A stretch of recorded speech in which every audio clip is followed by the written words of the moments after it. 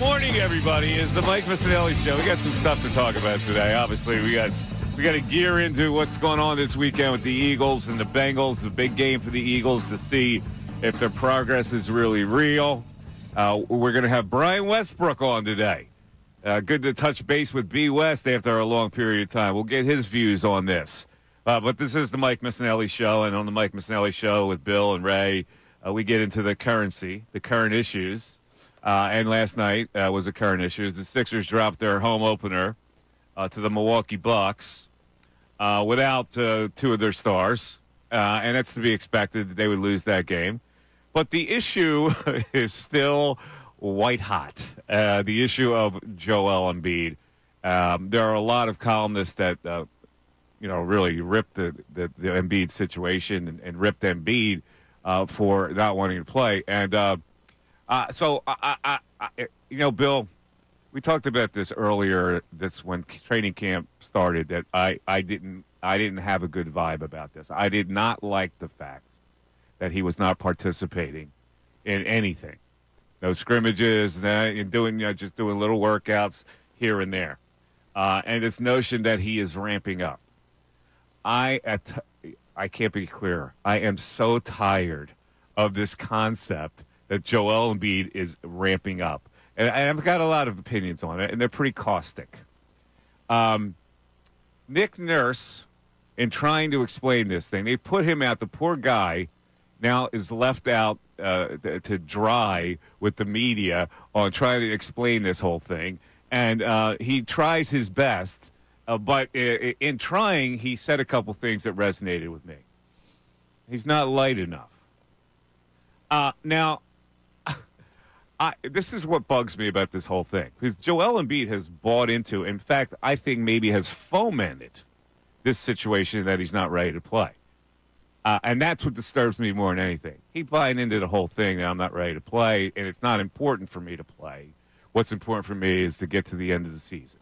And this is this notion of if you play now, somehow you're not going to be ready to play the rest of the season. And it has gotten bigger, and it's gotten uglier, and it's gotten falser, and it's gotten more insulting to me, okay? Because this is a guy who now went to the Olympic Games. In the Olympic Games, you're working out. You're being physical. You're scrimmaging. You're doing this. You're getting trained the whole bit. Once the Olympics end, what did he do? What did his workout consist of? Lifting burritos?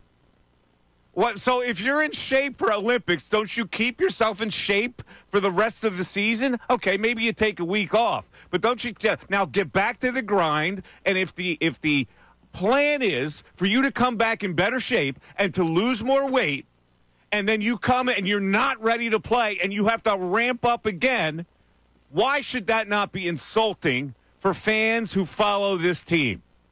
Now, I sit here and I look at this and I go, okay, I'm tired now of the rhetoric. I'm tired of the Sixers telling me, whoa, he's lost 25 to 30 pounds, because I think it's horse crap. And so what I want the Sixers to do is prove it like it's a weigh-in for a boxing match. Put him in front of cameras and put him on the scale and say, last year he was 280. Look, he's on the scale now, he's 250. And you know why they won't do that? Because he ain't 250. He hasn't lost the weight because they wouldn't say he's not light enough if he lost the weight, which means he's not in good enough shape to start the season. And I go, why isn't he? That's delinquent to the fans of this team. And now we got to wait another week, and that might extend into another week. And I'll tell you what it's going to extend to. A season where the regular season is so disjointed that we lose our interest in the Sixers as a contender. That's my biggest fear, and that was my fear from day one with this Embiid thing, and it is playing out in real time. I got nothing for you, Mike. I got nothing to refute. Everything you're saying is accurate. I don't understand how the guy wasn't in shape this offseason. Now, the only thing, and this hasn't been said one way or the other, did the Sixers tell him to not do anything after the Olympics until a couple of weeks ago when training camp started? I mean, did they tell him don't do a single thing and we're going to ramp you up? Or was this a decision that Joel made where it was like, you know what, I'm going to take my vacation now. I'm not going to work out. I'm not going to try to be in game shape. I mean, we don't know what the narrative was inside the Sixers organization. Did they tell him to do this? Either way, I'm with you. I don't like it. And you saw last night more of what we saw all season last year. Dating back now to last year, they're 16-28 without Joel Embiid. Maxey struggled last night, only shoots 10 of 31. He can't carry this team by himself without Paul George, without Joel Embiid. You're right, though. I think people already, Sixers fans, are already having a hard time buying in the regular season in light of no second-round wins since, 2001 now we're going all the way back to. And you add this on top of it, yeah, fans are probably going to start to check out. I like your idea of the weigh-in. You think it'll happen, Ray? You think we'll get Joel Embiid at a boxing weigh-in? Prove it to me. Let's go. Big bad Sixers. I'm tired of taking your word for it. I'm tired of taking the word for everything. I'm tired of taking the word of fans who saw him for exactly 10 seconds in some newsreel where he's standing around with a sweatsuit. Oh, he looks lighter. Really? Oh, then prove it, because here's what I got. I got the Sixers laying at the monster that he's 25 to 30 pounds lighter. To this, he's lost some weight, which is what Nick Nurse said. 2, he's not light enough. And I have had it. I have had it. So bring out a frickin' scale. And I'm going to go even further. How about this guy saying, I'm playing? How about he not buy into his own rhetoric and say, you know what? I'm playing. I want to play, instead of I'm okay not playing. Because here's the important thing for this season, and as in any season, when you're trying to chase down contenders and you think you've assembled a team that's good enough to do that. Tone. You come into the season, you have to have a tone on what's going to happen. What kind of a tone have they set? They have set a tone where, well, be prepared because he's going to be in and out of the lineup. It's we're not going to be all united as one as we try to chase down the Boston Celtics and maybe the New York Knicks. We're supposed to feel this new, fresh, exciting potential with this team. And what do we have? Well, sometimes he'll play. He's not going to play on back-to-backs. He may make it to 50 games. What tone is that? What is that? Is that a tone? No, it's not a good tone to start the season, but let me ask you, because you just said something where, Joel should say, I'm playing. Who do you think's making this decision? He is. Make no mistake about it. When they gauge his temperature, he says, you think a player that really wanted to play would get himself in better shape and get geared up to ready to play? He has become permissive to his own fallacies. Now, I think it was the morning show had Pompey on, right? I think Keith Pompey was on this morning. He talked about how last season Joel did do that. Joel did say, I'm going to play, regardless of the fact that he was still battling the knee, because he heard some of the national media calling him out, saying he was soft. So he fights through it to play, and then he gets hurt worse. So I don't know. I'm done with that. I'm done with that excuse. I am done with it. He played in the Olympics. There is a concept called rehab. There is a concept called strength and training and conditioning. And you are responsible as a professional athlete to get yourself ready to frickin' play. I can't go from I'm playing in the Olympics to, well, you know what, now I'm just kind of like, I'm not really in shape to play, and I don't really feel like I'm 100% to play. It's the player that usually determines that, dude.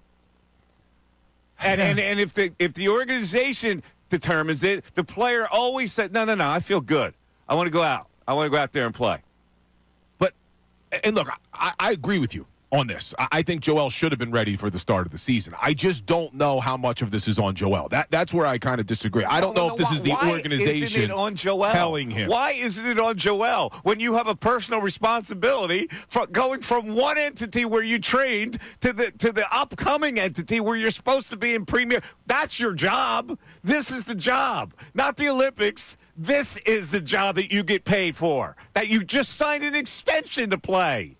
But is there any chance, is there any possibility where it was the Sixers organization who said, look, Joel, after the Olympics, we want you to shut things down. We're going to ramp you up when you get here, but you're not playing the first week of the season. I mean, do you think the organization was involved in this decision? What does that mean? Shut you down. You're a professional athlete. You're supposed to get fat again? I don't know what they told him, but it's crazy to me to believe. What is his personal responsibility? Well, that's why it's crazy for me to believe. And if what you're saying is true, then yeah, Joel should be ripped. It's just crazy for me to believe that a professional athlete who plays at the level that Joel Embiid plays would simply allow himself after the Olympics to completely fall out of shape and gain weight and lose all of his cardiovascular. Play with your concept. You don't think that that's the link with the fans? If the Sixers do have that kind of permissive attitude where they introduce the concept where he doesn't have to play, take your time, don't worry about the missing the games.